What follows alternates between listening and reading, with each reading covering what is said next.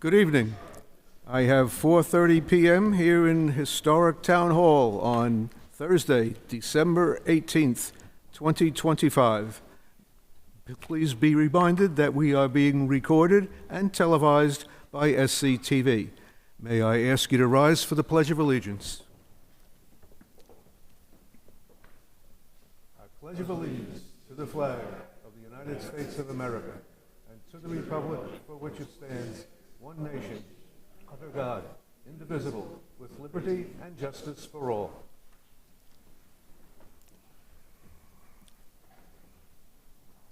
Is there anyone here for public comment? Okay. Review and approval of minutes. I think we should do them one at a time, please. Sure. Make a motion to approve the minutes of October 30th, 2025. Second. Motion by Mr. George, second by Mr. Hochter. All those in favor? Aye. Aye, 4-0. Make a motion to approve minutes of November 6th, 2025. Second. Motion by Mr. George, second by Mr. Hochter. All those in favor? Aye. Aye. It's unanimous. Thank you very much. Town manager report. Just a couple of quick updates. With the holidays approaching, it's one of the reasons we had the today's meeting start at 4:30, but our next meeting, because the next Thursday nights are holidays, is Thursday night, January 8th. We have been in communication with the commanders out at the base. If you remember, they had to reschedule in October or November, and so they're looking at either the January 8th date or the February 5th date. And then I also wanted to just mention that our big budget presentation is Thursday night, January 29th, so that's always important. And so just to give you a feel for some of the things on upcoming agendas. And then I would just add that the last couple days we've been in pretty much all day interviews, one for a department head position, one for another one. So we've been pretty tied up with that, but it's I guess it sort of brings to light how much work our human resources department does, and Marie Buckner and Tara Way really do an incredible job organizing us all for the smattering of jobs that we seem to have open pretty regularly. So just wanted to say where we've been the last few days and what we've been doing. And that's about it. Indeed, thank you very much. Anybody have any questions or comments for Mr. Dunham? Oh, I should say this is going to go out on our website and stuff, but we are closing town offices at noon next Wednesday on Christmas Eve, but then we'll be open on Friday at the normal time and straight through. So, Thank you for that reminder. Okay, correspondence, statements, and announcements. Anybody? I have a few, if you don't mind. 12:11, school committee met. Potential new graduation requirements subsequent to the elimination of the Massachusetts Comprehensive Assessment System, MACAS, remain under discussion. The 2026-2027 public school safety budget, public school budget process update was presented. A grant application was submitted to the Community Preservation Commission requesting funds for the reconstruction of the Sandwich Middle High School tennis courts designed to encompass a vision for broader community participation. Progress. On the 15th, Sandwich Cares met at the Center for Active Living, endorsed a presentation by Skilled Purpose in conjunction with Michael English House to promote skilled trades as an important aspect of recovering from substance abuse events and issues, feel needed, and generate income. They can be reached at www.skilledpurpose.org. Also on the 15th, Bikeways and Pedestrian Committee met at Sand Hill School. Progress on the design of the canal to the service road was updated by Stephen Rhodes. Abutters with concerns related to privacy and noise issues along the proposed path were provided with opportunity to express progress. This morning, School Safety Committee met. A drill schedule is being developed to address civilian response to active shooter events. Craze, what a name. Update on security cameras was also provided. The next school safety committee meeting will be scheduled for January 2026. Progress. All right. Staff meeting. In accordance with Massachusetts General Law, Chapter 138, the Sandwich Select Board will hold a public hearing on Thursday, December 18th at 4:35 p.m. in the Sandwich Town Hall Auditorium, located at 130 Main Street, Sandwich, Mass., to consider an application for a change of ownership interest and a change of corporate name of an on-premise all-alcohol beverage liquor license from Lucier Anderson, LLC, to Local Tavern Sandwich, LLC, doing business as the Local Tavern and Grill, located at 46 Route 6A, Sandwich, Massachusetts, 02563. Jacqueline Lucier as manager. Anyone wishing to be heard on the subject will be afforded an opportunity at this time. Motion to open the public hearing? Make a motion to open public hearing. Second. Motion by Mr. George, second by Mr. Hockter. All those in favor? Aye. Aye. Folks?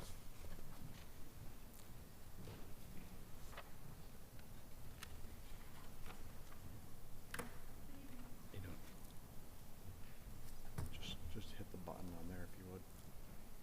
Yep, perfect. Hello. Okay, state your names and affiliation with the hearing, please.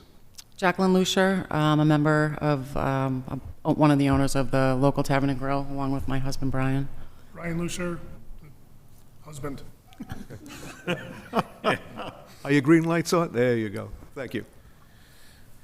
Okay. Any questions for the presenters?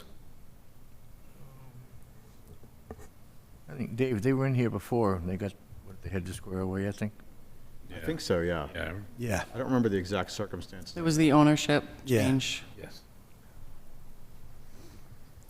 Yeah, so all the proper paperwork's been filed to change the corporate ownership. All the background checks are great, and Jacqueline as manager record stays as it was before. Yeah, I think if I remember, it's just the paperwork. The paperwork was wrong, I think. Yeah. Right? Yeah, I didn't, for some reason, didn't check ownership change, so we Yeah. had to fix that. Right. Yes, I remember. Does anyone on the public have any questions for the applicants?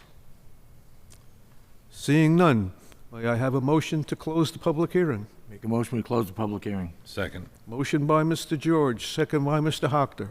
All those in favor? Aye. Aye, it's unanimous. Sure.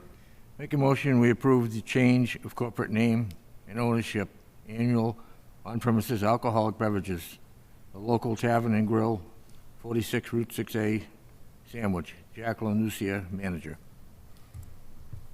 Second. Motion by Mr. George, second by Mr. Hockter. All those in favor? Aye. Aye, it's unanimous. Congratulations, best Thank you. wishes for continued success. Thank you very much. Happy holidays. Thank you. Happy holidays. Thank you, you as well. Now, next on the agenda, we have a change of manager. Annual on-premises all alcoholic beverages at the Daniel Webster Inn and Spa, located at 149 Main Street. Kimberly Stanfield as the proposed manager. Is anyone here to make that presentation? Yeah. And identify yourself and make sure the green light is on, please.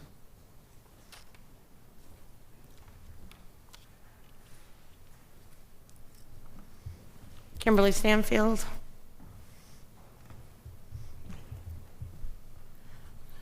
Robert Lowen, VP of Operation for Janssen Hospitality. Good evening. I see the paperwork is in order, and this is all you'd like to do? That's it. Just change the manager. it. They're putting my name on the paperwork. After 20 years of Yeah, we being figure there. she's not going anywhere anytime soon. So. Does anybody of the public have any comment or question? Okay, Mr. George? Make a motion, we approve change of manager, annual on-premises all alcohol beverages, Dane Webster Inn and Spa located at 149 Main Street. Kimberly Stanfield, proposed manager. Second? Motion by Mr. George, second by Mr. Hockner. All those in favor? Aye. Aye. Best wishes for continued success. Thank Congratulations. you. Appreciate you guys. And so glad you're back up and running, because we feel for what you had to deal with. Yep. Oh, yeah. Yep. Merry Christmas. Merry Christmas. Okay. Wastewater Coordinator Dave Mason. Wastewater updates, school projects, outreach with Department of Environmental Protection and Environmental Protection Agency, Mashpee Wastewater Initiatives, CWRMP update, and watershed permit efforts, hydrological evaluation and engineering analysis of town wastewater property, etc. Mr. Mason, good evening. Gentlemen, thank you for having me back. It was our pleasure. So what I wanted to provide the board this evening and the community is the status of what is occurring with wastewater planning within the town of within the town of Sandwich. And at this point, as part of your packet that had been provided to you, I just want to remind everyone that as far as the work that we are doing is to address the 208 plan relative to nitrogen reduction in impaired watersheds specifically. And the requirements for that, were the development of the CWRMP, which resulted in that phase map that you're familiar with. And I just want to point out as we proceed forward in some of the updates relative to this and the work with our abutting communities, some of these phases may change a little and we may have to alter it some, and we'll be updating the CWRMP to encompass that also. Because keep in mind, when we first developed the CWRMP, we had a couple options as far as preference. One was going to the base, two was treating sewage in the town, and we had also looked at doing nitrogen credit trading with Barnstable, Mashpee, and Falmouth. As some of the work progresses, where there's determinations made whether or not we can actually, fit into a nitrogen credit trading, meaning that we were hoping to work with them to sewer more of their parts of the town, because in more of a consolidated area, to basically grab more nitrogen in a smaller area than we would be able to here. But because of the work that they're doing there and the progress going on, we may have to look at alternatives for how we handle the nitrogen that's going into those estuaries. But as far as one of the things we're working on is the school wastewater treatment projects. I'm sure Bud had let you know that Weston Sampson will be updating the Sandwich High School Middle School treatment plant. It's an Amphiodome system. The facility, as far as had degraded, and they need to update the Amphiodome units, and along with the utility building that serves the Amphiodome units, and that work is expected to be initiated summer of 2026. The other part with the schools is the Oak Ridge School and the Forestdale School. In reviewing those systems, for years we were being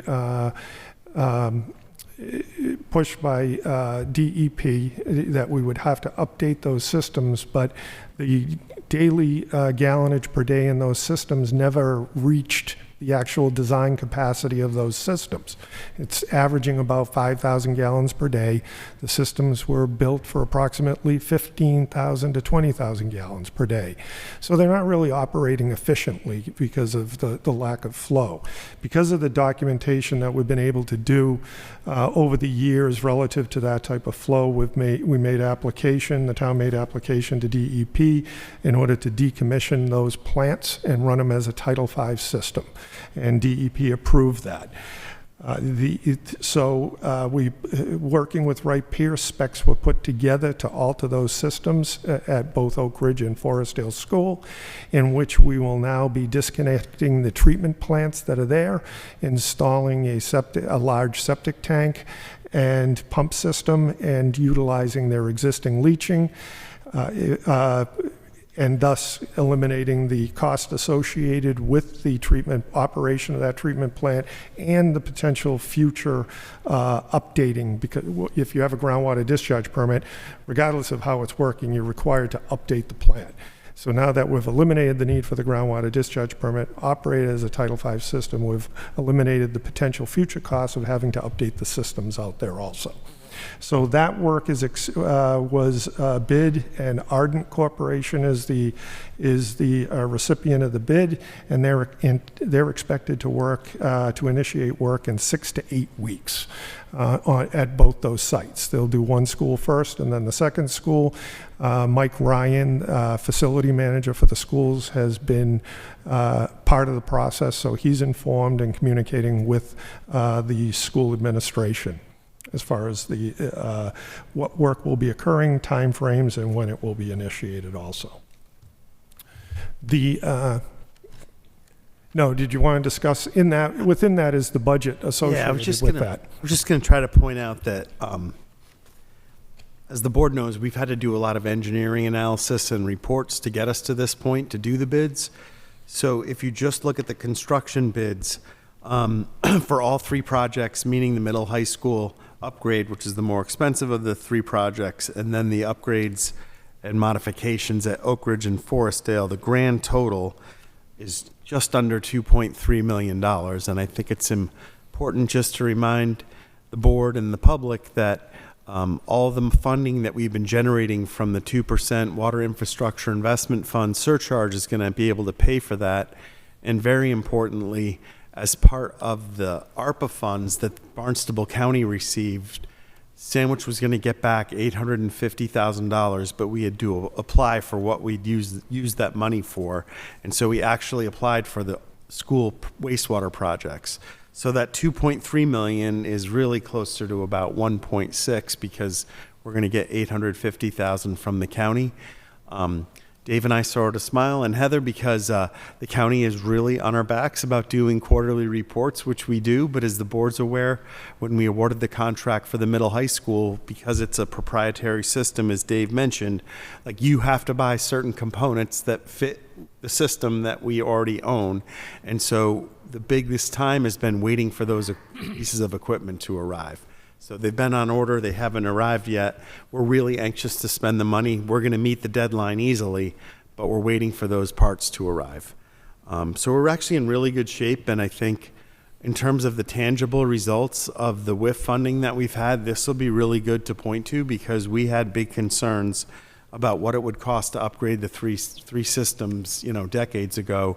And we were able to find a solution working with DEP that's significantly less than what we thought it would be.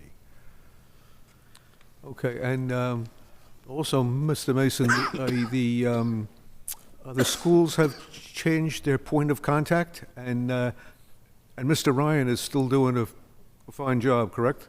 That is correct, yes. Thank you. Okay, so we'll speak next to the status relative to the looking at where we should handle our wastewater relative to JBCC or on site. As you're aware, the town had obtained the Autumnwood piece of property, which was significant for the advancement of wastewater in this town, if needed. At the same time, in your packet, there is the cost comparison that was prepared by Wright Pierce relative to JBCC, utilization of JBCC, or the development of a wastewater treatment plant in the town on the land that's been set aside for wastewater at this point. So as far as, that cost comparison takes into a number of considerations. Bud and Heather can speak to it also. It took us a while to make our way through that report.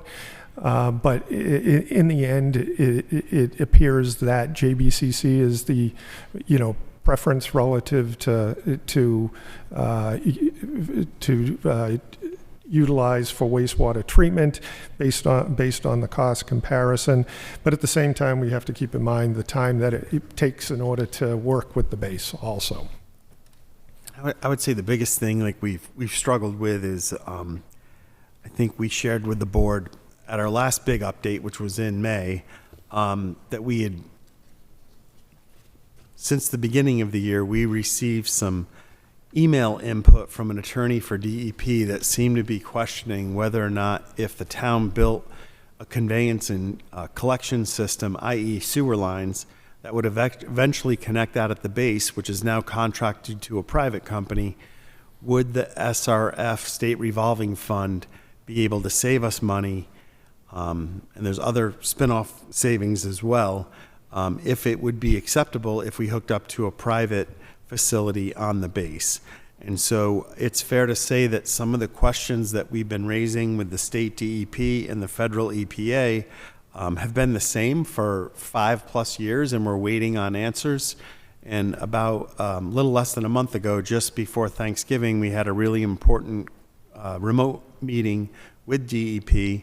Can't go into all the details because it's still a little bit up in the air, but there seemed to be an understanding on both EPA's part and DEP's part that they've got to find a way to make, as towns work with neighboring towns and with each other to try to address these wastewater problems, there's got to maybe be a little bit more flexibility than what some of the regulations allow now. And so what the state asked us to do is to summarize what they told us at this remote meeting, send it back to them, have them analyze what they said and confirm whether or not it was accurate. So we're still working on that summary. We need to send it back to them to have them get feedback back to us. But I think it's fair to say there's generally a willingness to try to see if there's a better way to address our unique problem, which will impact other towns as well.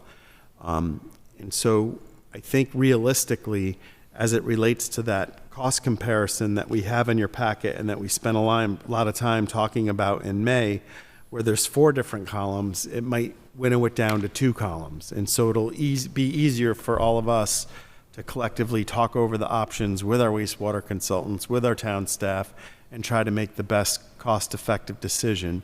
So 2 things I want to highlight. This is all focusing on phase 1. What's nice in round numbers, and Ed Leonard from Wright Pierce has confirmed this, like our 3 phases are basically 300,000 gallons per day per phase. So phase 1 is 300. When you add in phase 2, it gets it to 6, and phase 3 gets it to 900,000 gallons per day. All that we're looking at now for probably the next 20+ years is phase 1. So whatever answers we get from DEP will be focused on phase 1, not phases 2 and 3. And that's important because right now the base plant has capacity to take our phase 1. They wouldn't be able to do phases 2 and 3 without a significant upgrade. So I know that's a lot of rambling and a lot of words. I would say I think the 3 of us and Leanne Drake, who sits in with us on our internal meetings, like our Director of Community Development, like I think collectively we feel more encouraged by the feedback we got from the state about trying to find a way to work with us. And when I say work with us, they're going to have to change some internal regulations for us to get to a yes on that conveyance and collection system. And so they literally said that in the best case scenario will take about 6 months. But our next step is to summarize that meeting, which we've done. We're just looking over the draft, and we hope to get that to the state for them to review and get back to us. Because there was acknowledgement also that in SRF funding, while they prioritize it, a regional approach has a higher prioritization for SRF, funding than not. And here we are attempting to do a regional approach, but there were some questions on how to approach it because their regulations don't address that type of thing, and they saw the need to basically address that to meet their criteria. And I know a lot of times we say acronyms, so SRF, State Revolving Fund. I'm sorry. If you go through a really extensive process to get a project approved, what it does is it gives you lower interest rate loans. It doesn't give us cash, but it saves us money. The most important thing is when that Cape and Islands Water Protection Fund legislation passed from all the funds from short-term rentals and hotel and motel stays, that money's going into account. You can only access those funds if you're SRF eligible. So that's why it's so important for us to meet that threshold, because at least on current projections, we should get about a 25% principal forgiveness of the money coming from the county, which we're a part of. So the savings are sort of two-pronged. One, lower interest loans on, we're talking hundreds of millions of dollars, not a couple million bucks, and a 25% principal forgiveness from the county. So there's a lot of savings that's involved by us being able to meet those thresholds. I agree. And all of this discussion is still related to Phase 1, correct? That is correct. Thank you. And I think this is the first time that we've seen like projected dates on a sheet, more or less. I mean, Yeah, it's sort of sobering because anytime you work with the federal government, it takes even longer. So that's why a lot of the base options are, a couple years down the road from if we address something locally. I think one of the smartest things that the select board charged us with and supported and eventually got town support for was being able to get some of those lands that are outside of a zone 2 of water contribution. If we have to address things internally, we should have more than enough capacity. When we go through the rest of these updates, you'll see one of the issues, I think it's number 5 on the list, is literally about starting to do the technical work on that property. So we'll know exactly what we can and can't do and at what volumes, and it's going to give us a lot of opportunity down the road, even if it's for phases 2 and 3, and we can't go to the base for those phases, it's still going to save us a lot of money. but it looks like, I mean, just for those listening, I mean, between 8 and 13 years, we're going to have a functioning Phase 1. I mean, the finance committee has asked us and put us on the spot a couple times about, what are the long-term capital needs of the town? And I think, and you guys have heard it, but with a straight face, like the only capital projects that we can see on the town side, I can't speak for the schools, would be, a new DPW facility in the downtown fire substation. Even if we voted tomorrow to implement Phase 1, by the time you actually got the permits, got the formal approvals and the studies, did part of the construction, and when you'd actually go out to bid and to bond and when it would impact people's taxes, you're talking 10 years from now. Right. So it's coming, it's just not imminent, if that makes sense. I think that it is a big ticket item, but I think that that's important because I know the last 2 weeks, like jokingly reading the comments online because it's the annual, the tax bill and the tax rate was set comments, but this is not something that next year everybody's going to get hit with a massive, And thankfully, we're bringing in enough through that 2%. We'll be able to pay for the engineering, the permitting, all that stuff that we have to do that isn't eligible for state funding or reimbursement. So, we have enough cash flow through the WIF to get us to the point of ready to issue construction bids. It's when we actually go to implement the construction is when we're going to need debt exclusions.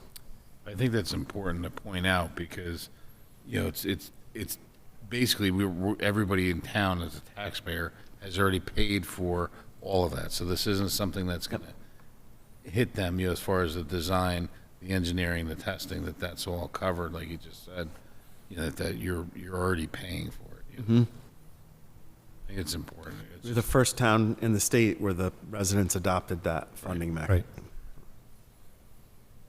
Right, so although the elongation is frustrating, financially, we'll be in better shape when the shovel hits the ground. I hope so, yeah. Thank you.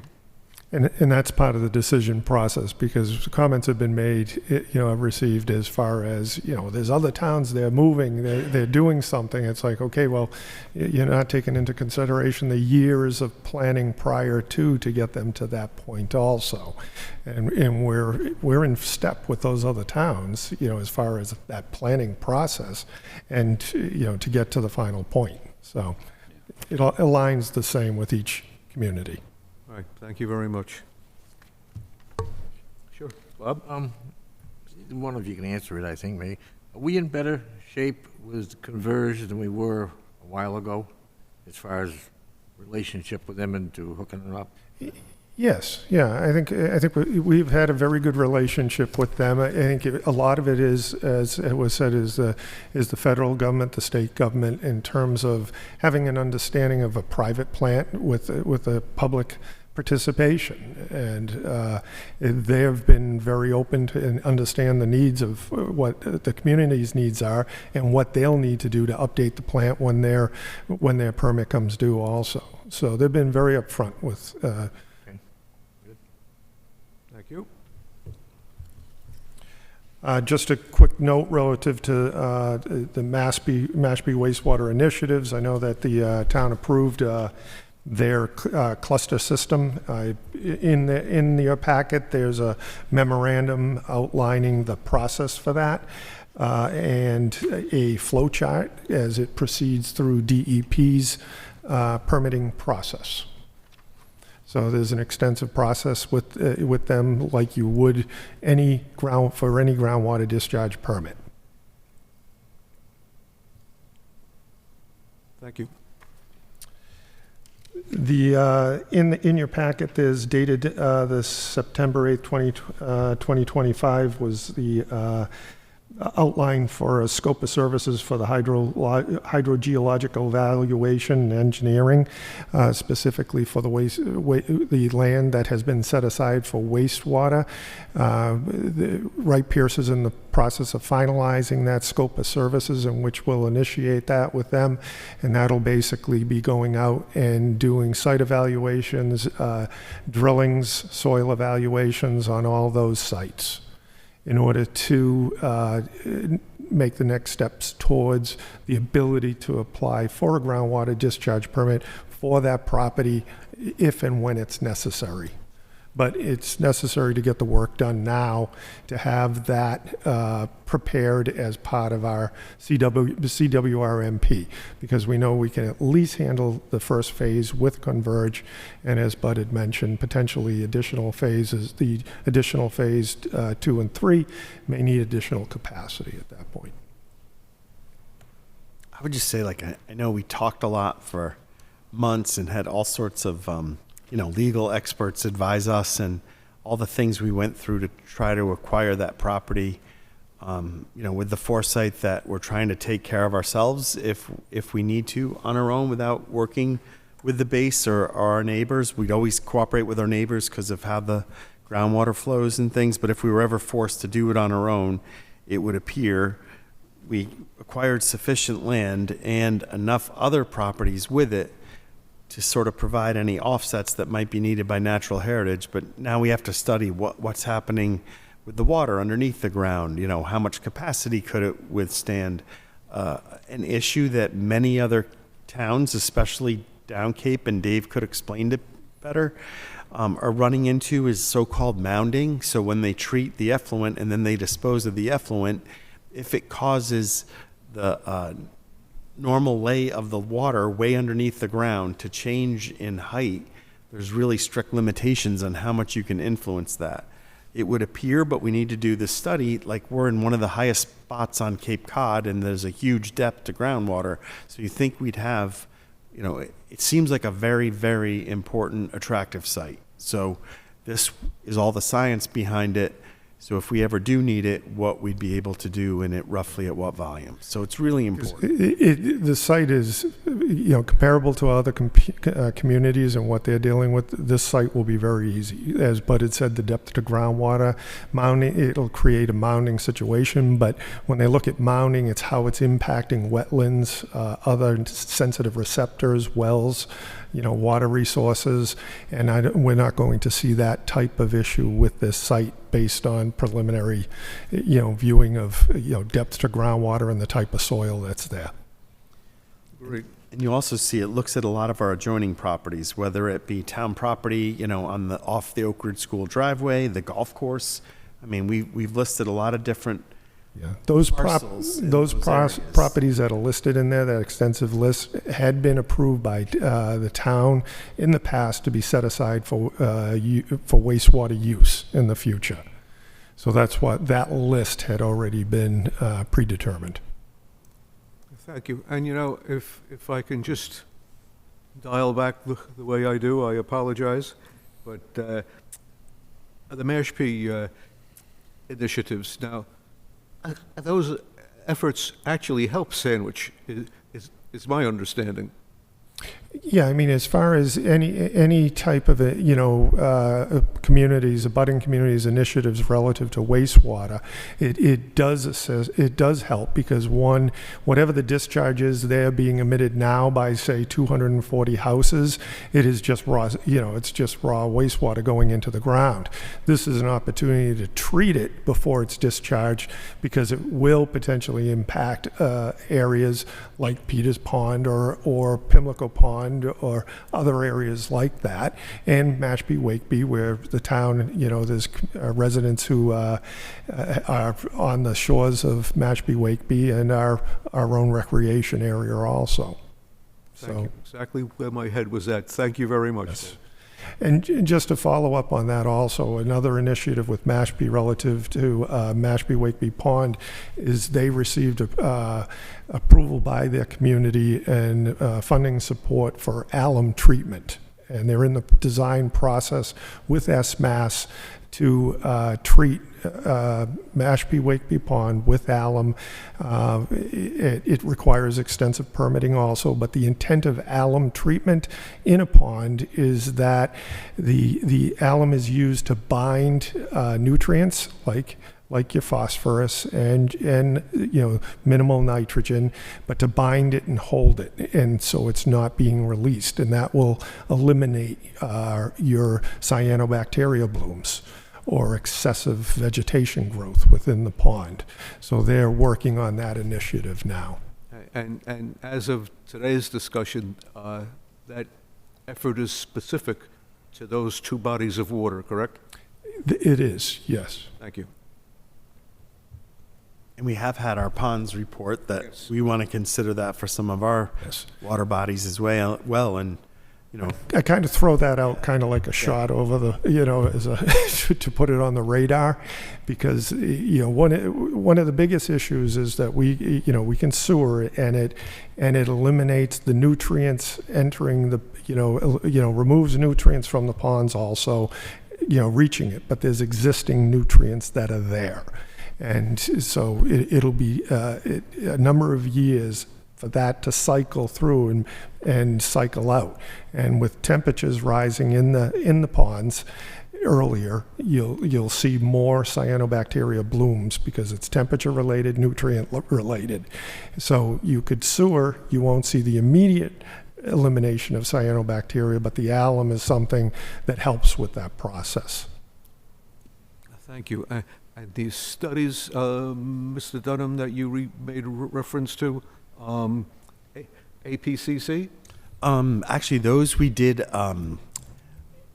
Yeah, get the gentleman's name. He came and did a presentation at the conclusion of him, but it Right. was We- really well we- done. It was all of our freshwater ponds and all of our freshwater ponds were looked at by Ken, and I'm drawing a blank on his last name. I apologize, but the report is online, and it outlined the needs of the ponds and identified what ponds are specifically more likely to have algae cyanobacteria issues than not. So. Okay. And APCC, I'm sorry, the Association to Preserve Cape Cod. Yep. That does a lot of these studies. Yes. Thank you. Yes, they do monitoring lot of for that testing. type of thing. The information Bud was referring to is actually what the town paid for to analyze our ponds. Thank you. And as far as we'll be initiating the process too to update the CWRMP, that's a regular process that we'll have to do. It was reviewed and approved by the Cape Cod Commission and as far as DEP. But as we proceed, and as I had mentioned earlier, it's a fluid document. Things will change based on what other communities are doing and the needs for our watershed permitting. So we'll be initiating an update of that, and we'll be speaking with staff internally about doing that, updating that report. And as far as the mandated watershed permit process. We originally were going to have our permits, watershed permits submitted to DEP by the end of December of 2026. We're asking for an extension on that to align our time frame with our abutting communities. Right now, all our abutting communities are out to 2030 to have watershed permits in place, and we want to be able to align it with theirs since we're working cooperatively with those communities. And those watershed permits are, basically outlining how we will address nitrogen that are impacting Three Bays, Pompanesett Bay, and Wacoit Bay. Dave, just for education, why do those permits, if we know that the problem exists, is it red tape that, why do those things seem to get bogged down for a period of years when we kind of know, what the game plan is? That if those permits were kind of... I'm sorry, Shane, when you say permits, which ones? the 5-year wait, where you're the... The watershed? Watershed permits? Yeah. I think it's more, it's not so much, regulatory, it's more of, relationships with the abutting communities and figuring out how each of us plug in to, because, we're contributing to Pompanesett Bay. It's not in our town. We're actually better off, as I had mentioned earlier, in nitrogen credit trading, paying them to sewer closer to the estuary because it removes the impacts of the nitrogen sooner. But if there's not that ability to plug in, it next becomes how do we, what areas of town do we identify in order to remove nitrogen? And the best way is through sewering, and how do we approach that? That Barnstable is in agreement with that for Three Bays. Mashpee's in agreement with Pompanesett Bay. With Mashpee and Falmouth, we have an intermunicipal agreement identifying our responsibilities. It's just how each of us is going to achieve that reduction of nitrogen. And I would say too, based on either permitting or cost or progress they've made elsewhere, if you asked each of the three Upper Cape towns and Barnstable, so those 4 towns, we were all working together on grants. We all had intents of this is what we think we're going to do. But it's fair to say as the rubber meets the road, those plans can change. So I know at one point Barnstable was thinking, western parts are like Cotuit area, like that abut Mashpee, maybe there's a way that they would help run a line from there onto the base. And then that changed, and now they're trying to do more on their own. We've actually contracted, and Dave could explain it better, with one of the consultants. The SMAST is another acronym, Southeastern Mass. It's actually from one of the state universities. UMass Dartmouth. So it's their program on how they determine nitrogen loading and all that. And so we've asked them to go back and for Three Bays to reassess to see what is our percentage of responsibility. Because the data is a little bit old. Yes. So, and Dave's had a lot of conversation with Barnstable, and he goes to their meetings to figure out, okay, Barnstable's now going to address it this way. How can we work with them to address our portion of Three Bays? Because it's been 10 years since we first looked at our nitrogen impacts. So now we have Ed Eichner of UMass Dartmouth, running the modeling to say, okay, let's update it and see what the impacts are now versus, with inclusion of what Barnstable has done to date. So as Bud has pointed out, the variables keep changing. So we have to keep adapting to that to catch up.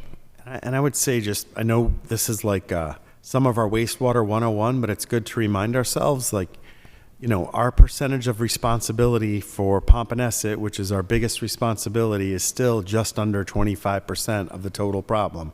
When you look at Three Bays and Wacoit, it's even less. So in the scheme of things, Sandwich's total responsibility and total costs are going to be far, far less than the vast majority of Cape Towns. And just by luck of hydrology, most of our water in Sandwich flows to the north, and right now Cape Cod Bay is in decent shape, so it's not an impaired watershed. It's the water that flows to the south towards those three embayments that we just mentioned. That's where we have to do certain things to address those problems. So I know we've used this example before. I think Falmouth has 14 impaired watersheds in their boundaries. We have 0. So it's a totally different problem there. And, Falmouth, to their credit, is trying to permit an ocean outfall pipe for their treated effluent that, other than MWRA in Boston, I mean, they're really trying to do some unique things, and how all that permitting ends up playing out over the next many months, years, is going to help define how all the rest of us do things. So in a weird way, maybe we all get frustrated because, I'm just raising my hand, there's not a pipe in the ground yet, and we really wanted to do it, but the longer we wait, the price goes up, but we learn so much more, and there could be technologies and other things that are approved that will hold down our costs at phases 2 and 3. And, there are issues that we're concerned about in Sandwich, i.e. depths of groundwater in the downtown area and Town Neck near the marina, that really aren't nitrogen related, but they're big concerns because they could really change the way of homes and businesses. And so we need to think about all of that as part of our work. And it's frustrating because it seems like, our most, our modern thinking about wastewater really started in the late 60s, early 70s. And here we are 50 plus years later, and we're still working on it. And I think it's Harper. completely obvious from everything that's been said, but pushing off our submittal of our wastewater permit to DEP isn't extending the time frame. It's just allowing good science, hydrology, and land use analysis to be done to make sure that when we have numbers to where our contribution might be, that they're accurate and they'll have the desired outcomes when we submit the application. So it's really, allowing the work to be done that's happening anyway. Right. We don't want to pay a lot of money and then miss the target. Right. We want to hit the target. So, I got one. Sure, Bob. Just maybe a point of information. I think last May, we tried to get an increase in the WIF fund, I think, was the one, and it failed. Now, tonight, I've heard a lot of great information. Maybe that we didn't educate the public enough to get their confidence in this. So what I'd like to do probably is, before the town meeting in May, if we go back for that 1% that we, Dave, Bud, whatever, Sandwich TV, give a presentation, and then maybe a meeting at the high school before the town meeting, for an information meeting, so we educate the public on what we want to do. I think the best, Why we're asking for that 1%. the best way I could explain it, Bob, is that it's almost like by putting aside a little, in the scheme of things, a little bit of money every year as you go along, Right. you put off the big bill that's coming, and you're able to pay for more with existing funds to be able to accomplish some of those things. And I think,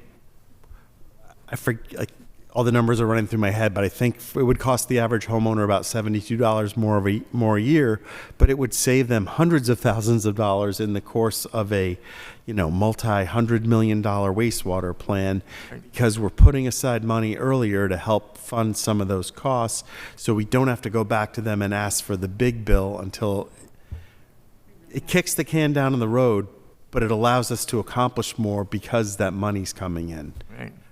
and those communities that don't have the WIF are going to the voters to borrow, to request permission to borrow money to design, for the design work at this point at a higher cost than we are with having the WIF available.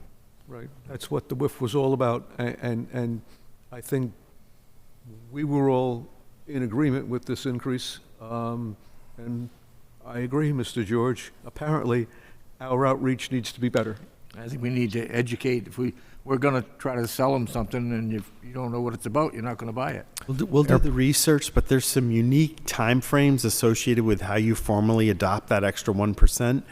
And I off the top of my head, I think waiting your period. town meeting vote needs to be at least 45, 60 days 60 before your days. ballot vote, which is why you couldn't vote it in May and then ask the ballot in May.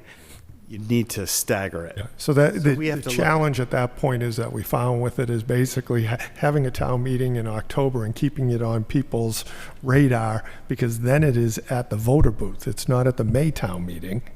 So it's just in the voting booth at that point. So it, But if you wanted us to, we could do some research on it. Rounds of education, really. Yeah. right, yes. Thank you. Great job. That's all I have. Yes, Mr. Mason, that's all you have. Anything else that I missed, that we missed? I Okay, would just say too, like, the reason we put those sort of beefier scopes of work and explanations in the packet is it's really interesting on like what is the actual hydro-geo work that they would do on that land they bought. Or there's some great summary information there where Ed Leonard highlights, phase 1, phase 2, phase 3, what are the volumes, or, what are the new challenges that we have that we didn't have 6 months ago. So it's, I don't know, I just thought it is very interesting and complex, and I know a lot of times we get frustrated because we want pipes in the ground and do more, but we got to do it the right way and make sure it's something that gets approved. And those watershed permits are based on intermunicipal agreements that we already have signed with our neighboring communities, which is really important that we have those legal documents in effect that will help inform the watershed permits. And I would say, Dave and I spend a ton of time on this. Heather spends a lot of time, Leanne. So we've tried to increase the depth of the town. So like, we're not dead yet, but like, there's a lot of stuff going on. So like, Heather's very up to speed. Leanne Drake's getting up to speed.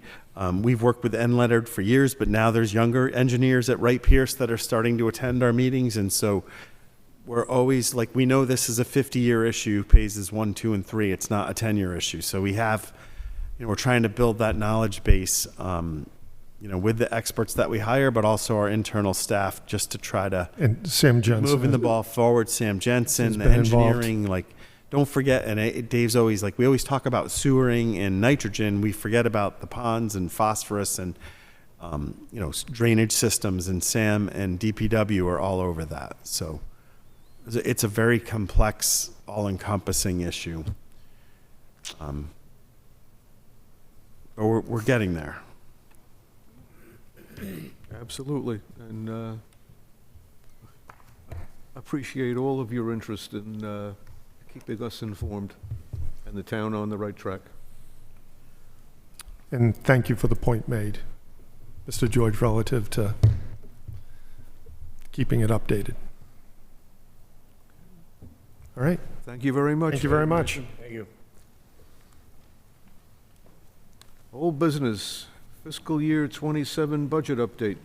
Yeah, just really quick update, and I know the tri-board meeting was held at our last meeting, and then later on that night was the tax classification workshop. But now that the tax classification numbers have been approved by the state, you'll see that there's a few things in yellow on the left-hand side for revenue that have turned to green because we know what those numbers are. And I know as Bill and Heather and others highlighted that night, really the big thing we're waiting on is our group health insurance percentage, and we probably won't know that till mid-February, but it is, we control only so much, and so we'll act accordingly, and react accordingly. But it's really good to say that right now our budget is looking in really good shape. If you look at the general government budget, which I know we'll focus on at the end of January in terms of our operating expenses, we're still coming in a decent amount under 3%, which is great. And we're waiting for some of our other partners with their costs. So all in all, things are pretty good. The same things that you hear about nationally are the same things we're all struggling with, health insurance and other costs. So, but things look okay. Thank you. Any other questions for Mr. Dunham? Still no update on the health coverage. No, that'll be like probably mid-February. We'll know what the total group of Maya, what that increase will average, but we won't know our individual town costs until probably 2-3 weeks after that.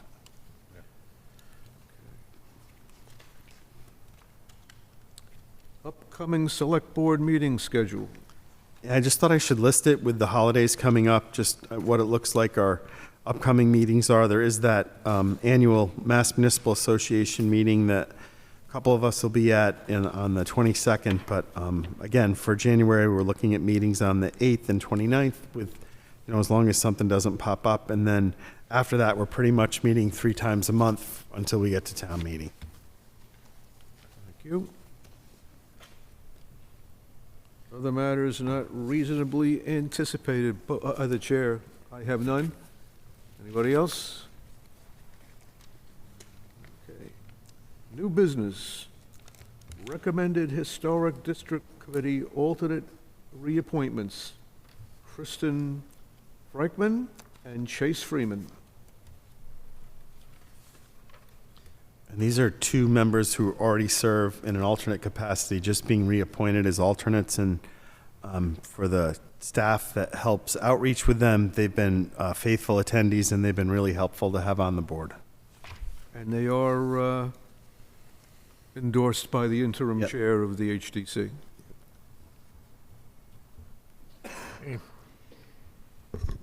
Make a motion, we approve the 1-year appointment for the 2026 calendar.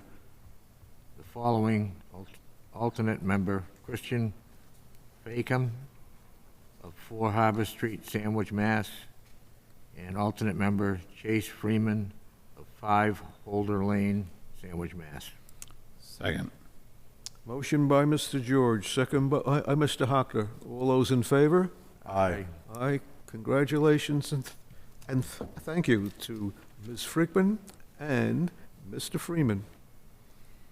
Other matters not reasonably anticipated by the chair. I have none. Charlie, I just have one that's, Certainly. it probably should have gone on our old business, but when I was going into one of the youth basketball games up at Oak Ridge, I noticed that a bunch of the mini split units were installed. And I don't think that we've gotten an update from the school on that. Was the last disbursement there, as to how much money was actually spent versus what was budgeted, and how many of the projects got completed in the last, the list that they had. And the debt exclusion, Yes, yeah. I'm sorry, I'm losing. Yeah, no. I'm plowing for a couple days. You can look at, yeah. I'm a little foggy here. But, because, and my other concern was that going through there on the weekend is that all of those units were humming like incessantly, and I'm just concerned about the electrical usage. If they had like auto stops for the weekend, or if the thermostats were automatic down to like 55 or 60 for the weekend, because they were all running when we went in, and they were all running when we came out, like full tilt. And that was concerning, because it was, some of the days it wasn't cold and it wasn't hot, and they were running nonstop. Yeah, So that- the control systems for those mini splits are more challenging. Yes. So I just was wondering if we Good could point. Thank you. possibly get an update on that, just because I wasn't the only one that noticed it. The parents were coming and asking questions, so I said I would bring it up. But, to also see what percentage of those projects are completed. And I'll be polite and say if we could get a true accounting of that. I believe that's available, but Yes. we'll gather it in. Thank you very much. Charlie, Yes. around the school, sometimes I go by the high school at night. You notice the big lights are on the fields. Nobody's around, the lights are on. Maybe they want to check the timers on those or whatever, but it's happened quite a bit that the lights are on at night, nobody's even there. The field lights and stuff are lit up. Quite late, too. Yeah. 11. Yeah, they're not quite late. You could save some money there, probably. I'm sure. Thank you. Okay. Interesting as well. Yep. Anybody else? Okay. Second opportunity for public comment. Anybody out here for public comment? Step right up. Name and address, please, and make sure that the green light is on there, my friend. Yeah, it's still on. Okay. Chris Dennis. I live on Evson Drive, and I am also the president of Friends of Peters Pond here in Sandwich. And Actually, it's just kind of a suggestion, and maybe something that the board might want to think about is in looking over how the CWRMP started, that there was a water quality advisory committee, and I guess they were quite instrumental in helping to have how that document was formed. And it was comprised of, I think there was, Dave Mason, and there was someone from Conservation Commission, there was just some, and a couple of citizens, and it seems like they did really good work. And I know you guys were also talking about the WIF and how, that passed at town meeting, but it didn't pass at the ballot. And I just thought, maybe we should reinstate a water quality advisory committee. I mean, there's just so much going on with the towns, with the sewering, the expense, and then communication, getting that, people involved where they could even be recorded meetings. And, the other towns like Mashpee, they have a sewering advisory committee. Some of the towns even have a pond advisory committee, never mind, beyond their wastewater. And I really just think that it's time for the town to have something like that reinstated again. And I think it would be hopefully helpful, to you, Bud, and you guys who are deeply involved in it, to have some support. So that's just my comment, just something I'd like everybody to think about. Thank you. Thank you. I don't know where the off button is. Anybody else for public comment? Closing remarks. Just wish everybody a very happy and safe holiday. A happy New Year. Yes, I agree. Thank you. May our Sandwich community enjoy happy and safe holiday season. During this special time, please continue to keep efforts for peace in our world in your thoughts and prayers. Anybody else? Good. Okay, motion to close until Thursday, January 8th, 2026 at 7 p.m. Make a motion, we adjourn. Second. Motion to adjourn by Mr. George, second by Mr. Hockter. All those in favor? Aye. Aye. Good night, everyone. Thank you for being here and listening in.